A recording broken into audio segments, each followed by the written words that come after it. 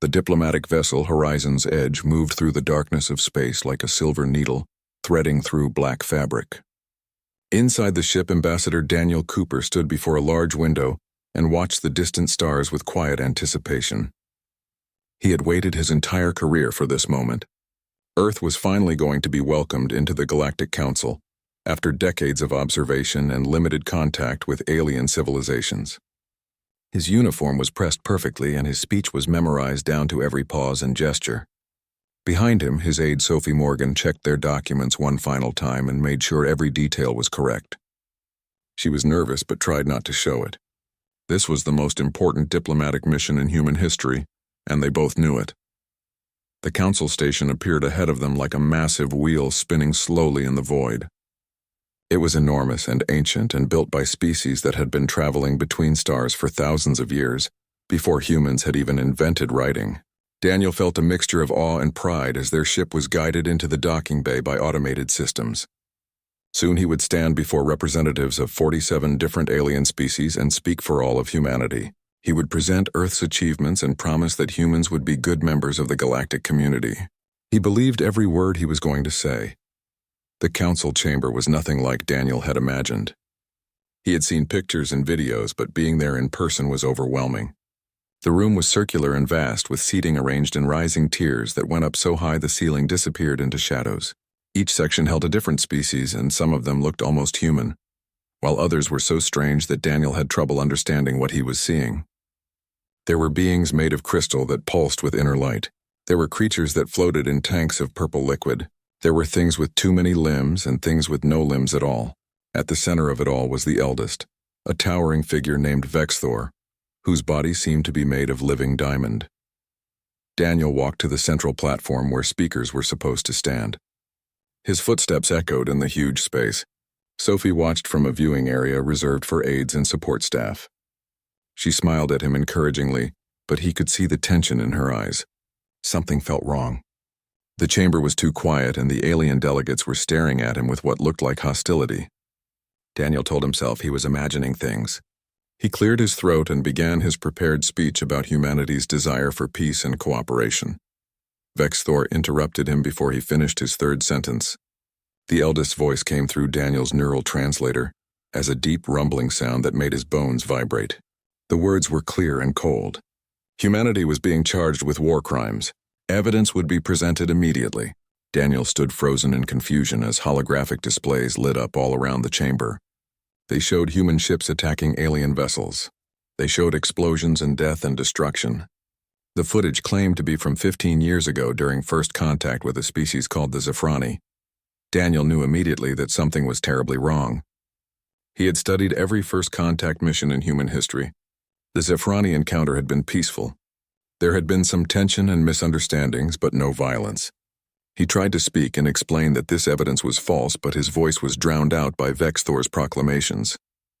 The council declared that humanity was a threat to galactic peace. They said humans were violent and untrustworthy and dangerous.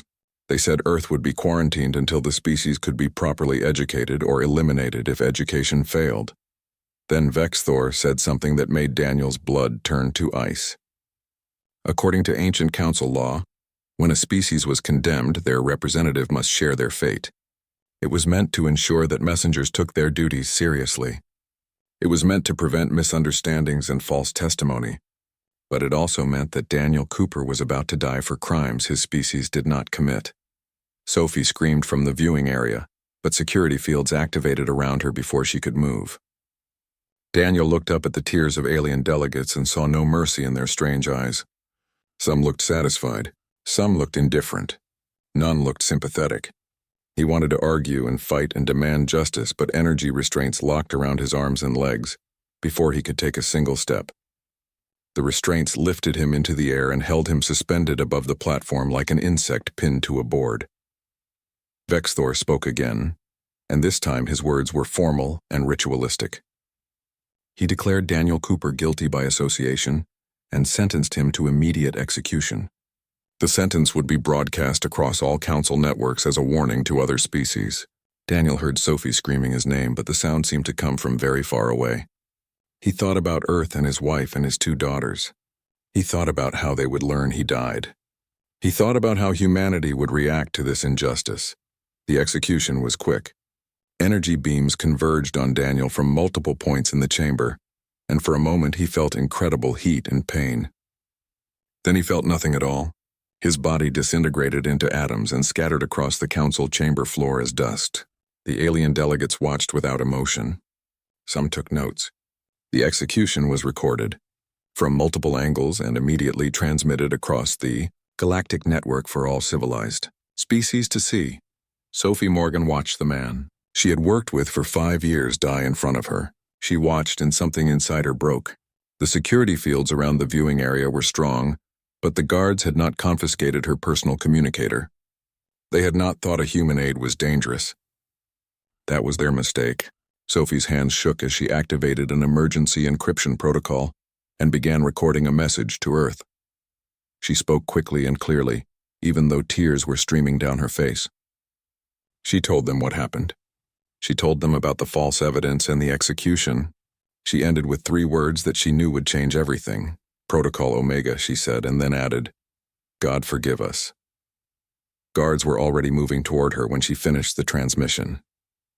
Sophie did not try to run or hide. Instead, she walked calmly back to the docking bay where the horizon's edge waited. The guards followed her, but they were not worried. She was just one human woman, and she was trapped on their station. They did not know that Sophie Morgan had been trained for situations exactly like this. They did not know that every human diplomatic vessel carried certain fail-safes for worst-case scenarios. Sophie reached the ship and sealed herself inside. She overrode the docking clamps and activated the engines. Alarms began to sound throughout the station as the horizon's edge tore free from its moorings. The guards were shouting and trying to cut through the airlock, but Sophie ignored them. She set the ship's reactor to overload and aimed the vessel at the nearest cluster of Council security ships. She had maybe 2 minutes before the explosion. She spent that time thinking about Daniel and about Earth and about what was going to happen next. She had triggered Protocol Omega and there was no taking it back. Humanity would respond to this injustice with overwhelming force. Many people were going to die, both human and alien. Sophie wondered if she would be remembered as a hero or a monster. She decided it did not matter. What mattered was that Earth would know the truth and would not accept their diplomat's murder without consequence. The reactor reached critical mass and the horizon's edge exploded. With the force of a small nuclear weapon, the blast destroyed 3 Council security vessels and damaged the station's docking bay. Sophie Morgan died instantly, vaporized in the same kind of energy that had killed Daniel Cooper. But her message had already reached Earth, traveling faster than light through quantum-entangled communications. President Helen Carter was asleep when the alert came through. She woke to the sound of sirens and the face of her chief of staff on the bedroom screen. She knew immediately that something catastrophic had happened. She got dressed and went to the situation room where military and civilian leaders were already gathering. They showed her the footage and she watched Daniel Cooper die. She watched it 3 times to make sure she understood what she was seeing. Then she watched Sophie's final message. Helen had known Daniel for 20 years. He had been her advisor during her first campaign for Senate. He had been at her wedding. He had held her hand at her husband's funeral. Now he was dead, murdered by aliens who thought humanity could be pushed around and intimidated. She felt rage building inside her like a fire. But she kept her voice calm when she spoke.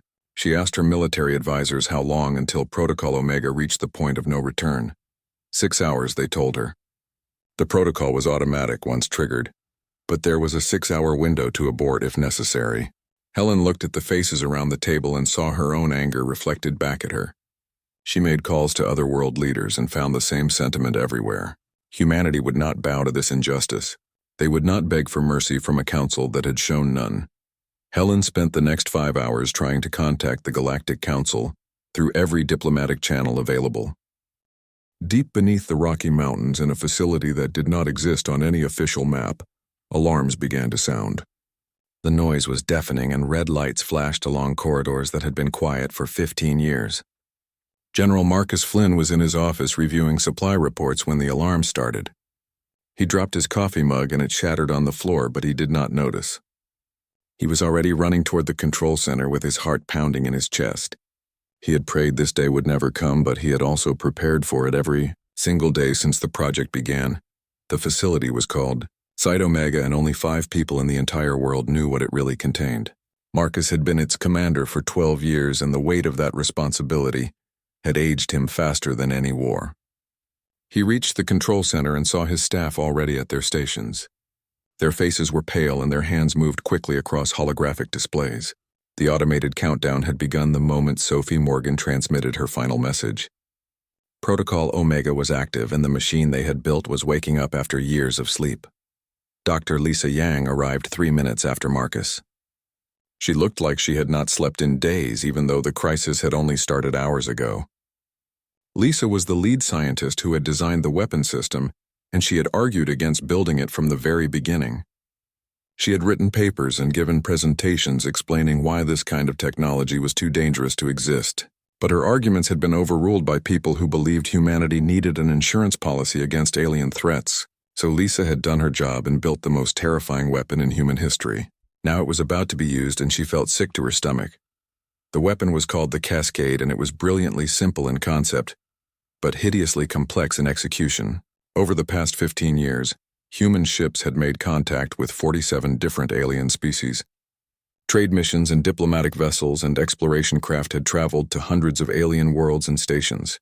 Every single one of those ships had carried a small device hidden in their cargo. The devices were about the size of a briefcase, and they contained something that should not have been possible to create.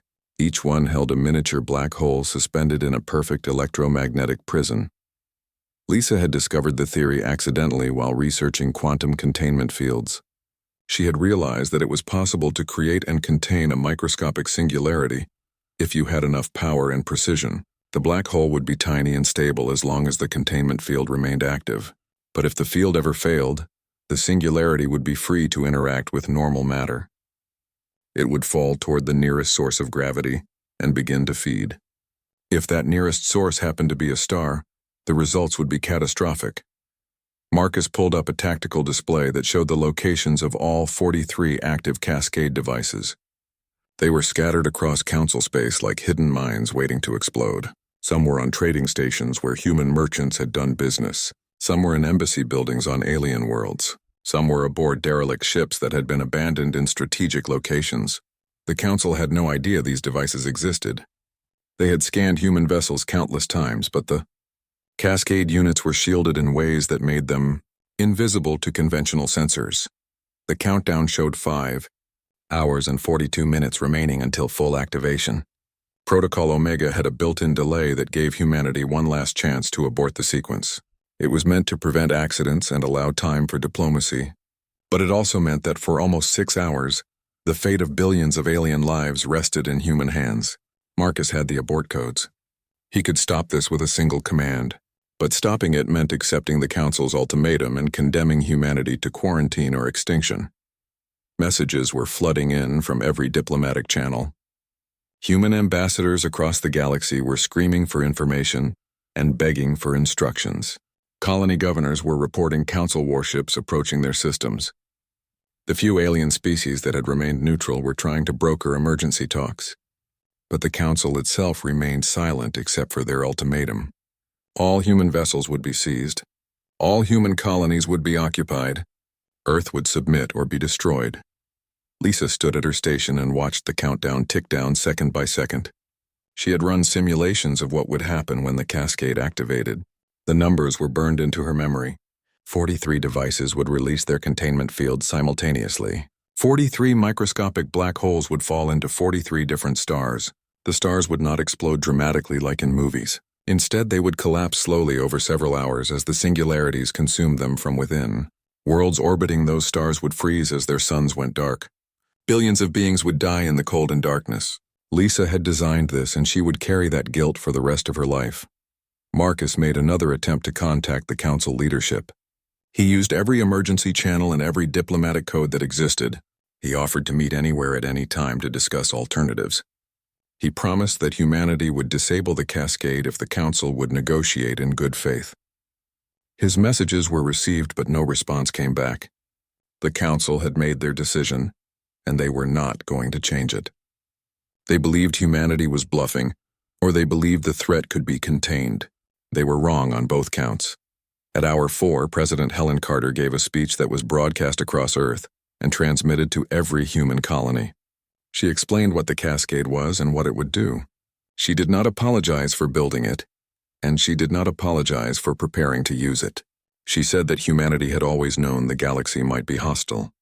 They had hoped for peace but planned for war. The Council had murdered a human diplomat and threatened human worlds. They had given Earth no choice but to respond with overwhelming force. The reaction on Earth was mixed. Some people protested and said that killing billions was wrong no matter what the provocation. Others said humanity was only doing what was necessary to survive. Most people were simply terrified of what came next. They watched the countdown and wondered if their species was about to become the greatest mass murderers in galactic history. They wondered if this was how humanity would be remembered forever. Lisa received a call from her mother in Beijing. Her mother was crying and asking if the news was true. Was Lisa really responsible for building this terrible weapon? Lisa wanted to lie, but she could not. She told her mother yes. She explained that she had built the cascade because she was ordered to, and because she believed it would never actually be used. It was supposed to be a deterrent that prevented war through the threat of mutual destruction. But deterrence only worked if both sides were rational, and the Council had proven they were not.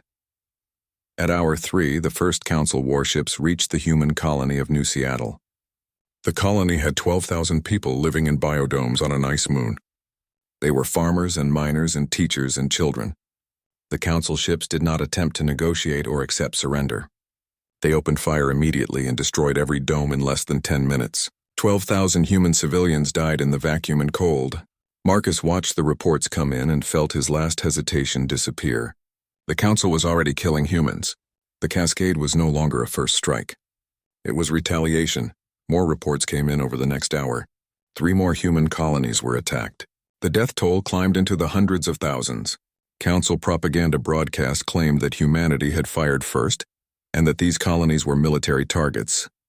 It was a lie, but it did not matter. The Council was committed to their course of action, and so was Earth. Both sides had crossed lines that could not be uncrossed. Lisa tried one more time to convince Marcus to abort. She argued that using the cascade would make humanity into monsters. She said there had to be another way to protect Earth without committing genocide. Marcus listened to her and then showed her the casualty reports from New Seattle. He asked her if those children had deserved to die. He asked her what she thought the Council would do to Earth if humanity backed down now. Lisa had no answer. At hour 1, President Carter authorized the final failsafes to be removed. The cascade was now fully armed and would activate automatically when the countdown reached 0. Only a direct order from the president could stop it, and only if that order was given in the next 53 minutes. Carter sat in the Situation Room surrounded by advisors and military leaders. Some of them were arguing for abort. Some were arguing for activation. She listened to all of them, and then made her decision based on a simple calculation.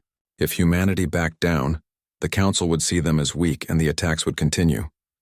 If humanity activated the cascade, the Council would see them as dangerous and be forced to negotiate. At 30 minutes remaining, the Council finally responded to Earth's messages. Their response was not an offer to talk. It was a demand for immediate surrender, and a threat to destroy Earth's orbital infrastructure if compliance was not instant. Marcus looked at Lisa and saw. The Zephrony homeworld was called Zeph Prime, and it was considered one of the most beautiful planets in the galaxy. It was a water world covered almost entirely by oceans that glowed with bioluminescent life.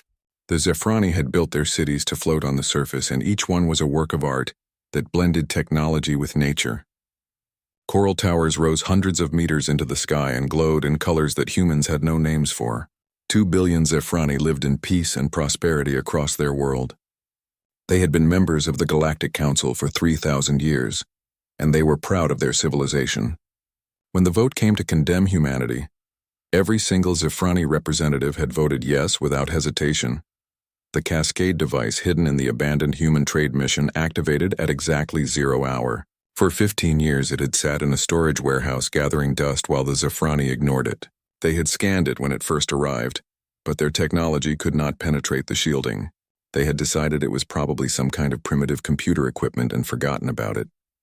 That mistake would cost them everything. The electromagnetic containment field collapsed in a precisely calculated sequence. The microscopic black hole that had been held in perfect suspension suddenly found itself free in normal space.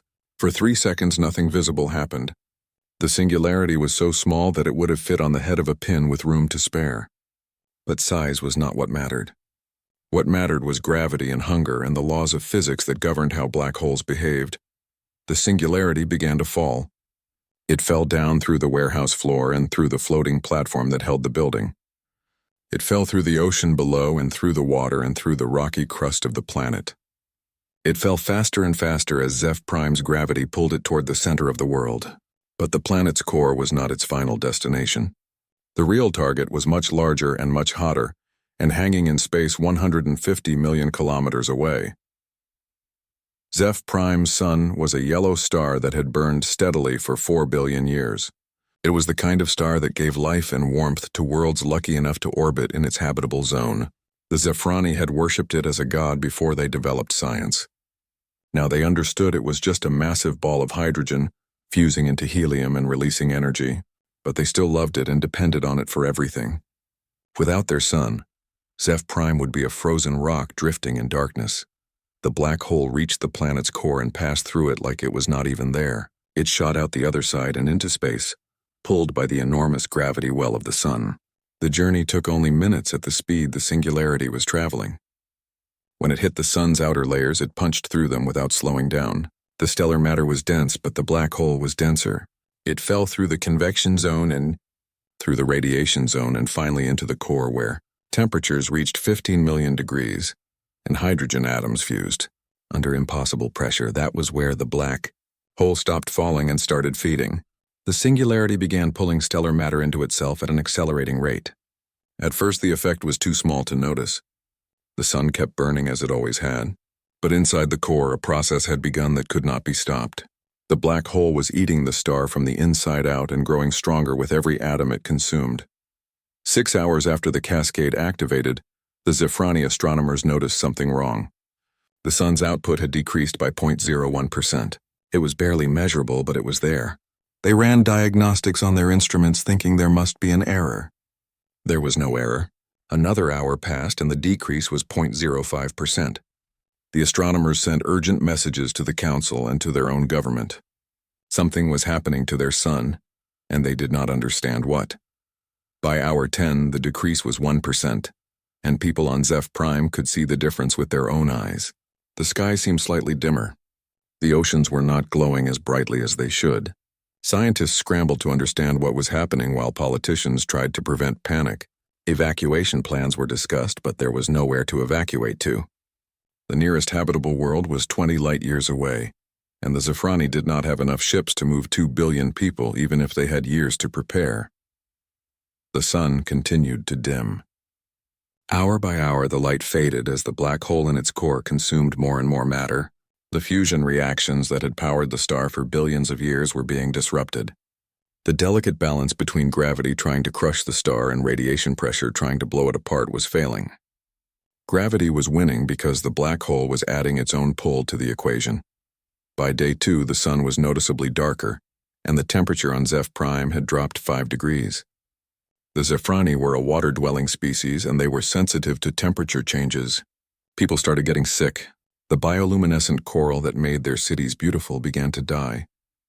Power systems struggled to compensate for the reduced solar energy. The council sent ships to help, but there was nothing they could do. You cannot fight a black hole with warships. By day 4, the sun was half as bright as it should have been. The temperature on Zeph Prime was below freezing. The oceans were starting to ice over at the poles. The Zephrani huddled in their cities and used emergency heating systems to stay alive. Food supplies were running out because the oceanic plants that formed the base of their diet needed sunlight to grow. Children were crying and adults were praying to gods they no longer believed in. The council scientists finally figured out what was happening. A black hole had been planted in the sun and it was consuming the star. They realized this was humanity's weapon. This was the cascade that Earth had threatened to use. The council leadership was horrified.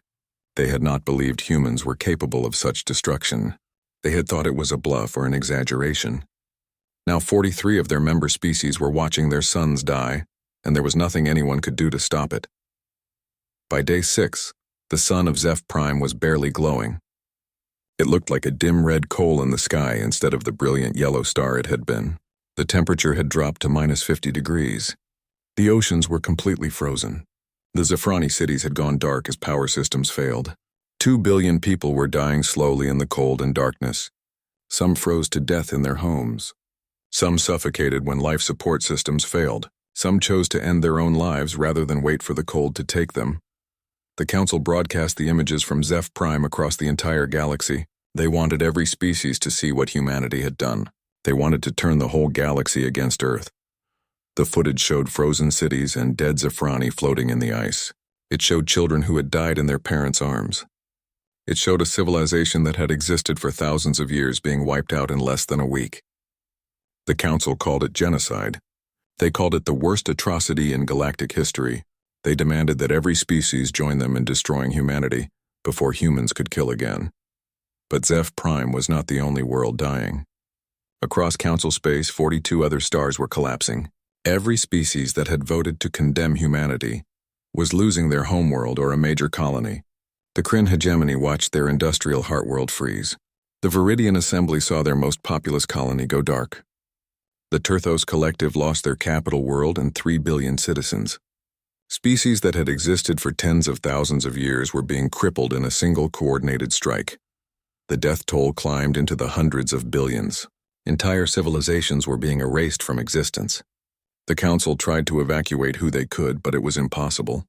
You cannot move billions of people in a few days. Most of the doomed worlds could only watch and wait as their suns died and their temperatures dropped and their people froze. Some species had ships that could hold atmosphere and could serve as lifeboats. Others did not. The lucky ones died quickly. The unlucky ones suffered for days. Admiral Kevin Harris commanded Earth's defense fleet from the bridge of the battle carrier Defiant. He watched the intelligence reports come in and saw the casualty numbers climb higher and higher. Part of him wanted to vomit. Part of him wanted to surrender and beg the Council to somehow stop this, even though he knew it could not be stopped. But another part of him, the part that had been trained as a warrior, understood that this was war. Earth had struck first to prevent its own destruction. The Council had murdered human diplomats and attacked human colonies. This was retaliation, not aggression. Kevin gave orders for the fleet to advance into what had been Council territory. With so many of their worlds dying, the Council's defenses were in chaos. Human ships moved through sectors that would have been heavily guarded just days ago. They seized abandoned stations and claimed resource-rich systems. If humanity was going to survive the galaxy's hatred, they needed strategic advantages. They needed territory and resources and bargaining, chips for the negotiations that would eventually have to happen. 3 human colonies on the outer rim had been destroyed by Council warships before the cascade activated. Kevin had seen the reports and the death counts. The Galactic Council had existed for 50,000 years, and in all that time they had never faced a crisis like this. The emergency session was called within hours of the first reports coming in from the dying worlds. Representatives from all 47 member species gathered in the Great Chamber, though many of them were attending remotely because their homeworlds were in chaos. Vexthor stood at the center of the chamber and his crystalline body pulsed with barely controlled rage. He had led the Council for 2,000 years and had seen wars and plagues and natural disasters. But he had never seen deliberate genocide on this scale. The numbers were still coming in, but the estimates were horrifying. 43 worlds were dying or already dead. The casualty count was approaching 500 billion sentient beings.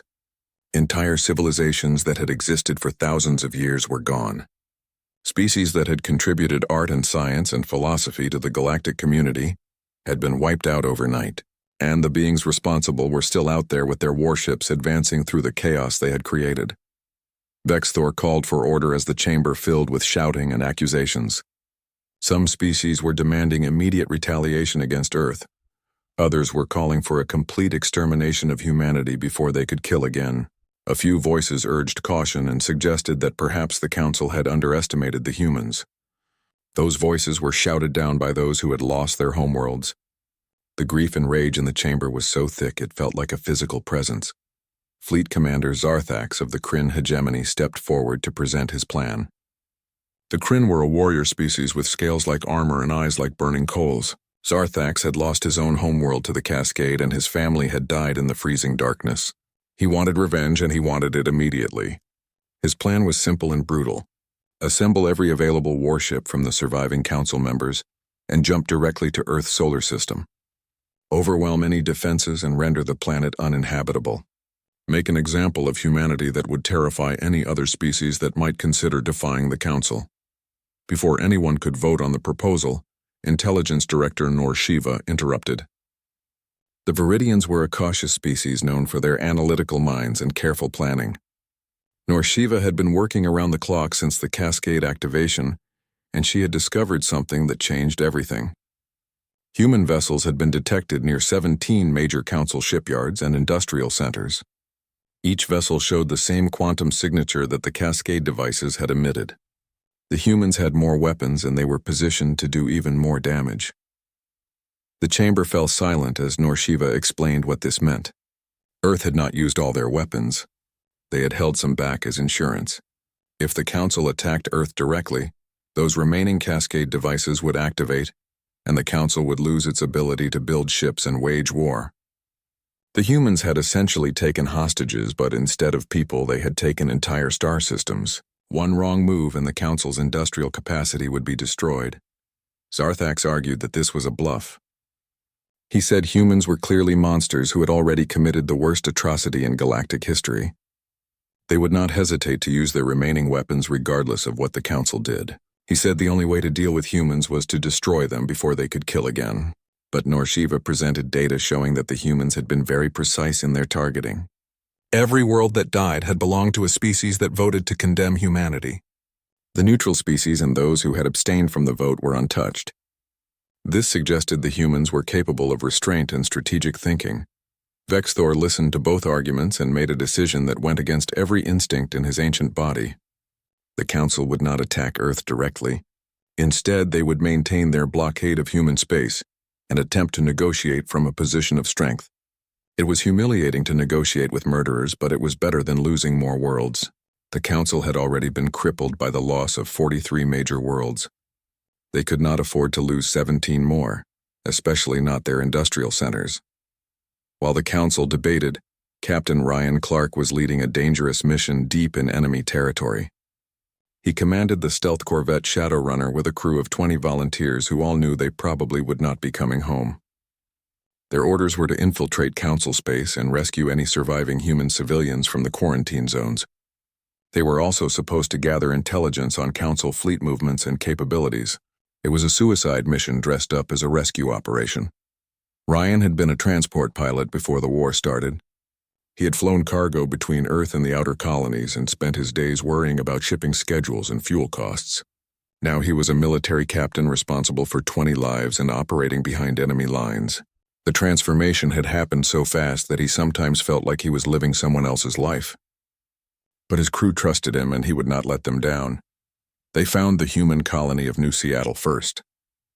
It had been one of the first targets when the Council warships began their attacks. Ryan had seen the casualty reports, but nothing prepared him for the reality. The colony had consisted of 12 biodomes on the surface of an ice moon. Every single dome had been breached and exposed to vacuum. 200,000 colonists had died in minutes when the air escaped. Their bodies were still there, frozen in the positions they had been in when death came. Ryan's crew documented everything. They took photographs and video recordings of the murdered civilians. They found children frozen in their beds and families huddled together in their final moments. They found teachers who had died trying to protect their students and doctors who had died trying to help the injured. The Council had not discriminated between military and civilian targets. They had simply killed everyone and called it justice. The Shadowrunner moved on to the next colony and found the same thing, then the next and the next. Every human settlement in Council space had been attacked. Some had managed to evacuate before the warships arrived, but most had not been that lucky. Ryan kept count of the bodies, and the number climbed into the hundreds of thousands. Each one was a person with a name and a family and dreams for the future. Each one had been murdered because the Council decided humanity was too dangerous to exist.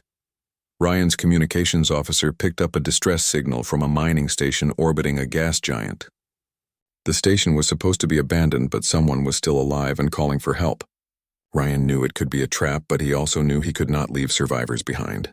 They approached carefully with all sensors active and weapons ready. The station looked dead with no lights and no power signatures. But the distress signal was still broadcasting. They docked and sent a team inside wearing full combat gear. What they found was worse than a trap. 37 humans were alive in an emergency shelter that was running on backup power. They had survived the initial attack by hiding in the deepest part of the station. But they had been trapped there for 6 days with limited food and water, and no way to call for help until their makeshift transmitter started working.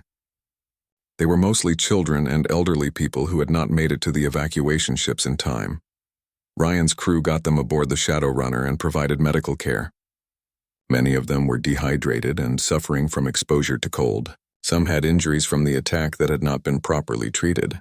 They all had stories of watching their families die and hiding in the darkness while Council soldiers searched for survivors. One little girl asked Ryan if her mother was coming back. He did not know what to tell her. The rescued civilians brought the total aboard the Shadow Runner to 57 people in a ship designed for 20. Life support was strained and food supplies were running low. Ryan made the decision to head back toward human space while he still could. He had gathered enough intelligence and rescued everyone he could find. Staying longer would just get everyone killed. The journey back took 3 days through routes that avoided Council patrols. Ryan barely slept during that time. He kept thinking about all the bodies they had seen and all the people they could not save. He kept wondering if the cascade had been justified.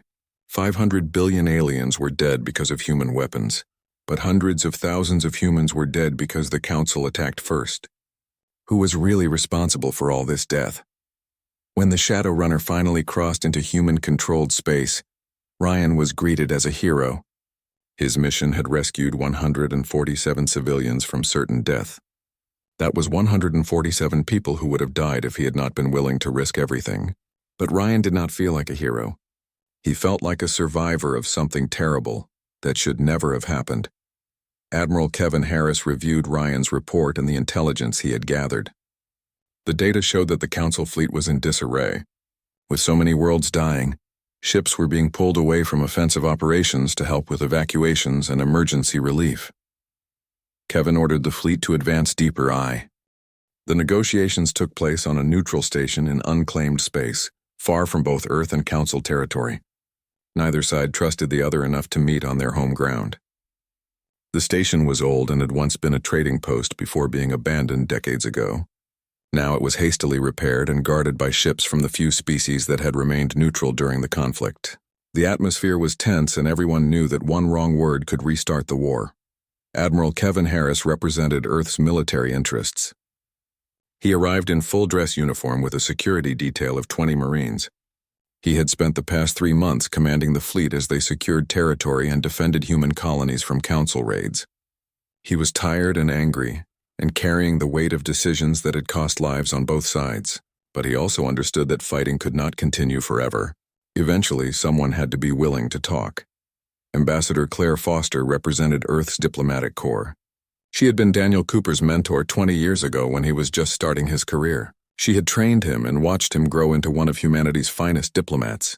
His execution had broken something inside her, but it had also given her purpose. She would finish what Daniel started and secure humanity's place in the galaxy. She owed him that much. The Council sent a delegation of 7 representatives from species that had survived the cascade with minimal losses. Vexthor himself attended, which was unusual.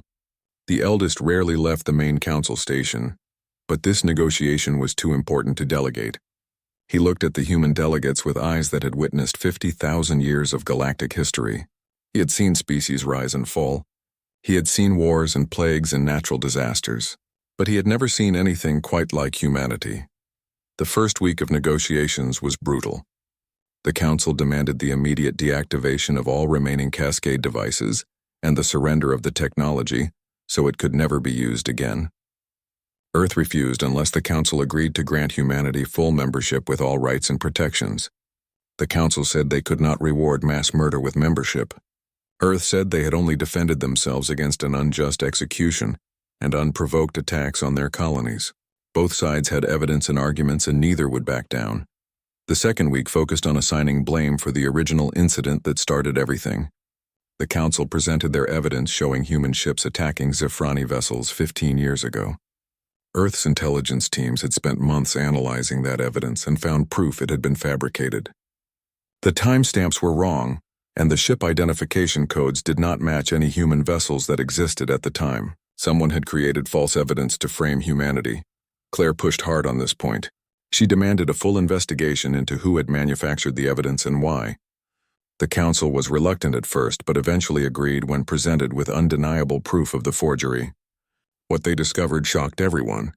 A rogue faction within the Zafrani military had attacked human explorers during first contact, and then covered it up by destroying their own ships and blaming humanity. They had done it because they believed humans were too dangerous to be allowed into the galaxy, and wanted them eliminated before they could spread. The revelation changed the tone of the negotiations. The council representatives realized that humanity had been condemned and attacked based on lies. Daniel Cooper had been executed for crimes his species did not commit. The human colonies had been destroyed in retaliation for something they had not done. The moral ground the council thought they stood on suddenly felt much less solid. But Earth's position was also complicated. Even if the initial condemnation had been unjust, the cascade had killed 500 billion innocent beings. Children and families and entire civilizations had been erased. No amount of justification could erase that fact. Claire acknowledged this in her statements. She said humanity would carry the guilt of those deaths forever.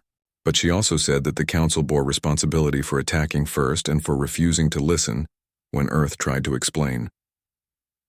By the third week, both sides were exhausted and desperate for a solution. That was when Dr. Lisa Yang proposed something that no one had expected.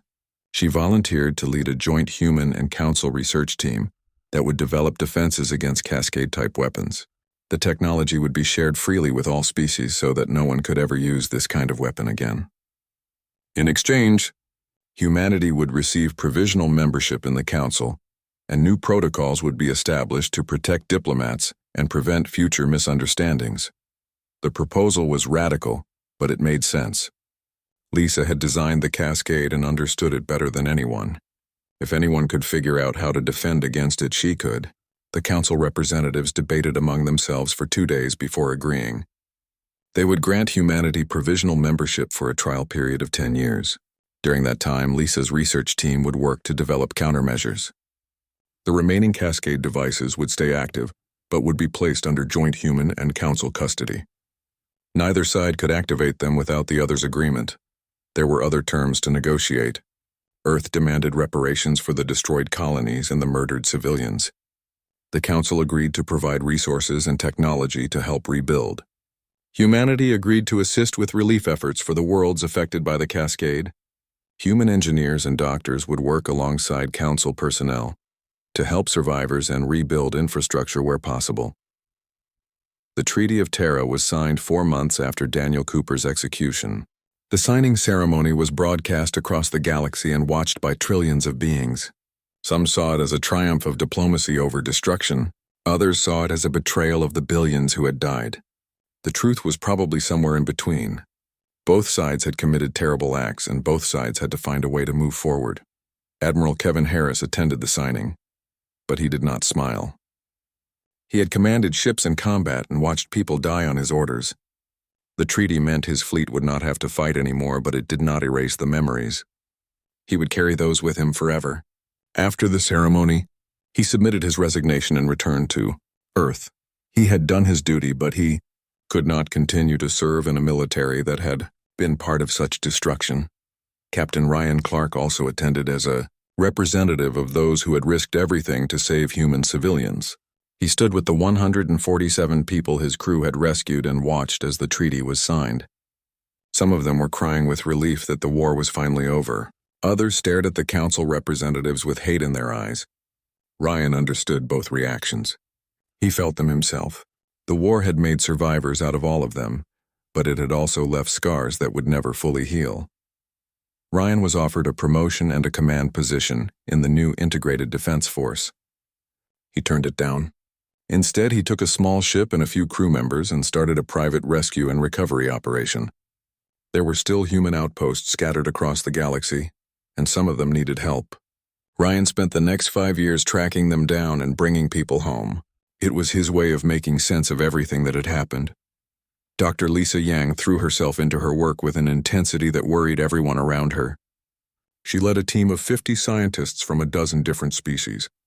They worked 16-hour days developing new sensor technologies that could detect quantum signatures and new containment protocols that could neutralize black holes. The work was brilliant and groundbreaking. Within 3 years, they had developed a defense system that made Cascade-type weapons obsolete. Lisa published all the research openly and made sure every species had access to the technology. She never forgave herself for building the Cascade. In interviews later in her life, she spoke openly about the guilt she carried. She said that being right about the science did not make her right about the ethics. She had created a weapon that killed billions, and no amount of subsequent good work could balance that scale. But she also said that she had a responsibility to use her knowledge to prevent future atrocities. If she could not undo what she had done, at least she could make sure no one else could do it again. President Helen Carter served out her term and chose not to run for re-election. The Cascade had defined her presidency, and she knew history would judge her harshly for it. Some called her a hero who saved humanity from extinction. Others called her a war criminal who ordered genocide.